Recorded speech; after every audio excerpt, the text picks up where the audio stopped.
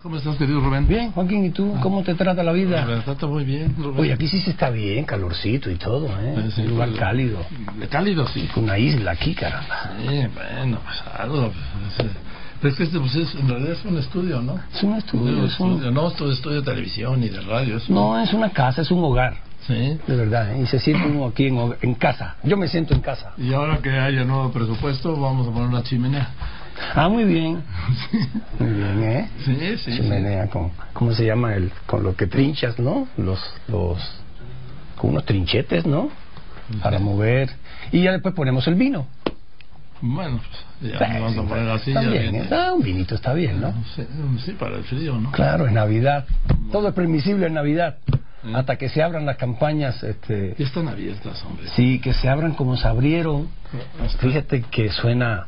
Pero en 1848, cuando Marx y Engels publican el Manifiesto Comunista, dicen que arranca diciendo que un fantasma recorre Europa, el fantasma del comunismo. Y viendo las campañas cómo han abierto, cómo la historia se repite y cómo un fantasma empieza a recorrer a México, ya el fantasma del populismo que ya venía con López Obrador, pero cómo ahora se integra un populismo de derecha con Anaya.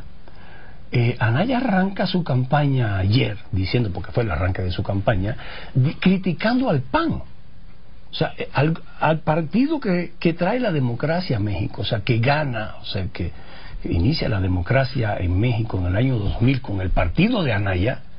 Pues Anaya lo primero que hace es subvalorar a ese partido. Dice que Fox no cambió el sistema. A ver, no sé cuando dicen que quieren cambiar el sistema, ¿a qué se refieren, Joaquín? Porque cambiar el sistema de un coche es el motor, es la transmisión, son las 4 ruedas, es el volante. O sea, si tú le cambias el sistema a un coche, entonces lo conviertes en una bicicleta. No sé. En una moto. O en una moto. O sea, el sistema es el sistema. O sea, cuando dices que quieres cambiar el sistema en México, ¿qué quieres cambiar? Que no haya Senado, que no haya, o sea, que no haya los 3 poderes. ¿Qué quieren? Deberían explicar eso, ¿eh? Es muy fácil decir. Ahora se lo voy a preguntar. Claro, a ver, ¿qué quiere? Ah, verdad que lo vas a entrevistar a Anaya, ¿verdad? Sí. A Anaya, populista de derecha es Anaya, ¿no?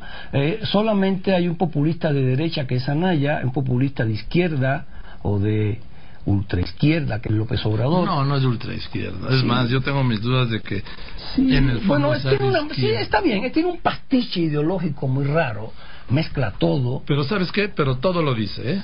Todo lo dice, no miente. Sí. O sea, López Obrador dice que su hijo se llama Ernesto por el Che Guevara. Y López Obrador dice, ahí están las entrevistas, que el Che Guevara era un gran revolucionario. Y le dice...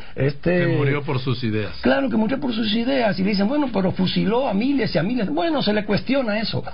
Se le cuestiona, ¿no? Que mató a miles y miles, que asesinó, que fusiló, sin juicio. Entonces, eso era en Cuba, cuando era de noche, encendían las luces de un jeep. Y ahí para verlo si lo fusilaban, sin juicio ni nada. Bueno, él le llama eso cuestionamientos. El problema con Anaya es que yo no le noto un empaque teórico a Anaya para explicar su posición de derecha.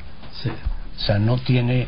me gustó muchísimo este comentario ahora del doctor de la Fuente, sí, que decía que la Virgen nos une a todos. Sí. Es una amalgama que une a los mexicanos, agnósticos, ateos o católicos, pero sí los une, es un sentimiento, sí, más que una imagen, más que un símbolo, es un sentimiento que une a los mexicanos. Andrés Manuel se va a nominar, claro, el mañana, 12 de diciembre. Y es juarista. Por lo menos eso. Juárez también era juarista, era también guadalupano, católico. Pero lo que pasa con Anaya es que no le es muy estructurado. O sea, Anaya, me acuerdo de una frase, hablando de los fusilamientos, donde yo nací, donde yo me crié, que fusilaban a la gente, el Che Guevara, cuando una persona hablaba muy bien y era muy articulada, te decían, oye, si te dejan hablar no te fusilan, ¿eh? Porque no, si a Anaya lo dejan hablar no lo fusilan. Habla muy bien, es muy estructurado, pero no tiene un empaque teórico, no explica su ideología.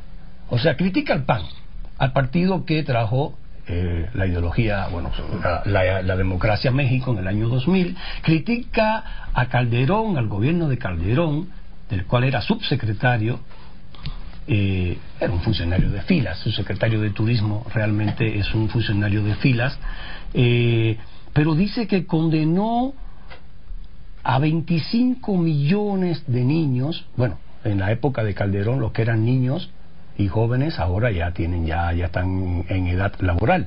O sea, hay 25 millones de jóvenes en edad laboral en México que según Anaya están hundidos, condenados al ostracismo, condenados o a la pizca de la fresa del otro lado, en el mejor de los casos, condenados al ambulantaje o condenados al narcotráfico. Es algo que tiene que explicar. O sea, 25 millones de niños son muchos. Y los hundió. Dice que la unión, la coalición que hizo Calderón, corrupta, lo dijo ayer, con la maestra Gordillo, hundió la educación en México.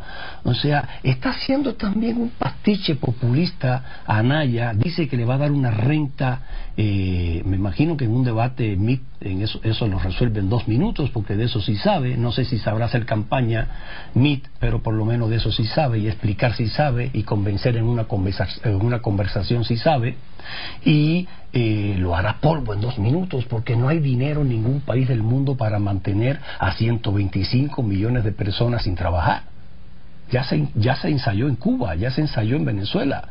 Venezuela es el país con las mayores reservas de petróleo del mundo y intentó hacer eso y está ahí. Ya en Venezuela la unidad de medida para vender los alimentos no son los kilogramos, Joaquín, son las cucharadas. A eso llegó Venezuela. Entonces, yo creo que en este momento que se supone que estamos más informados, estamos más enterados, va a llegar el momento de que tengamos que pedirle explicación. Por ejemplo, a Anaya, me gustaría sentarme con Anaya, no sé si a él conmigo, pero me gustaría preguntarle todo esto. O sea, ¿cuál es tu ideología real? O sea, ¿no eres panista ya? Sí, ayer se vacunó un poco diciendo, hubo cosas buenas. Bueno, también hay cosas buenas. Si vienes a ver, hay cosas... Todo es justificable, ¿eh? Yo decía el otro día, también publicar Mein Kampf de Hitler es justificable, ¿eh? La libertad de expresión. Yo creo que las nuevas generaciones tienen derecho a leer Mi lucha de Hitler, para que no se repita el error. Bueno, pero todo está es prohibido en Alemania. Claro, y está prohibido en Alemania. Por algo lo prohíben los alemanes.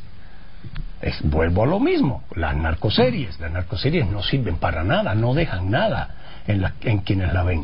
Lo que dejan es un veneno inoculado, es un mensaje subliminal que invita en todo caso a pensar que el narcotráfico es una vía para salir de la pobreza, es una vía para ser poderoso, es una vía para tener novias muy bonitas, es una vía para tener novios muy bonitos, y está arropado incluso por una narcocultura. O sea, tiene un ropaje ideológico incluso ya. Sí. ¿Tiene base social? Tiene base social. Entonces, pero no deja de ser un bodrio. Y no deja de ser una actividad que ha hundido a México en el crimen y lo ha hundido a muchas zonas en la miseria, por mucho que digan que el narcotráfico funciona como un Papá Noel o como un Robin Hood moderno, ¿no? Entonces, sí veo eso, Joaquín, un populismo de derecha encabezado por Anaya, prometiendo y prometiendo y prometiendo y diciendo, muy articulado, insisto, si lo dejan hablar, no lo fusilan. López Obrador, un populismo fácil, diciendo que va a resolver el problema del campo en México vendiendo jugo de naranja de Tamaulipas a Estados Unidos y que con eso ya se acabó todo y se recupera el campo. A ver, López Obrador sí, claro que lo sabe. México es el 12º productor de alimentos en el mundo. O sea, el 12º, o sea, no hay alimento en México, por supuesto que hay desigualdad, sí, pero todo el mundo come, siendo el 12º productor de alimentos en el mundo, todo el mundo come, por favor. Es un facilismo de estar diciendo que la gente se está muriendo de hambre, es un facilismo político, no es cierto. Ni siquiera político, electorero. No somos un país de pobres, somos un país de clase media, lo dice el INEGI, está medido, lo dice el Banco Mundial. Entonces sí, claro, pero es más fácil decir electoralmente que somos un país muy pobre, que nos estamos... No es así. Entonces sí viene una campaña, me preocupa que los ciudadanos seamos muy activos en las redes, porque, bueno, tú pones un tuit y enseguida te dicen que te superan y todo eso, ¿no? Me rebasan. Que te rebasan, no es lo mismo rebasar que superar, ¿no? Y entonces que no haya un balance en eso, ¿eh? Y que los candidatos crean que pueden seguir diciendo lo que están diciendo, porque el arranque ha sido fatal, ¿eh? El arranque es decir, Calderón hundió 25 millones de niños, o sea, es una cifra grande, 25 millones. Hay muchos países, a ver, Cuba tiene 12 millones de habitantes. Juntas a Cuba, juntas a Jamaica, juntas a casi todas las islas del Caribe, sí. Son 25 millones. En fin, pues ahora le voy a preguntar. Sí, ojalá que el candidato, sí es candidato, ¿verdad? No creo que todavía legalmente no es candidato. No, bueno, pues no importa. Es candidato hace mucho tiempo, ¿no? Ojo, hay que insistir en el talento de Anaya, hay que insistir en que supo anular desde el principio, poco a poco, con delectación de artista, yo diría, anuló al PAN tradicional, aniquiló a Miguel Mancera, hace un buen control, Ricardo Anaya, un control... Sí, a ver, él construye para él el frente y lo logra. Claro, lo logró, es un talento, hay que tener talento para eso. Hay que tener talento. Y bueno, finalmente ya está todo el tablero armado, ¿no? Ya está, en fin. La suerte está echada. No, y un fantasma... No, la suerte no está echada. Bueno, ¿cómo es? La frase es, sí, pero es la suerte está echada, ¿no? Pues las cartas, ¿no? Bueno, pues, pero no está echada. Sí. Volvemos al error semántico de la persona que te dijo en Twitter, ¿no? Sí, bueno, todo está, el tablero está listo, esperemos a ver, y bienvenida a la competencia, ¿no? Bueno, en fin, gracias, querido Rubén. No, gracias a ti, Joaquín. Ese es muy bien, Rubén Cortés, director de La Jornada.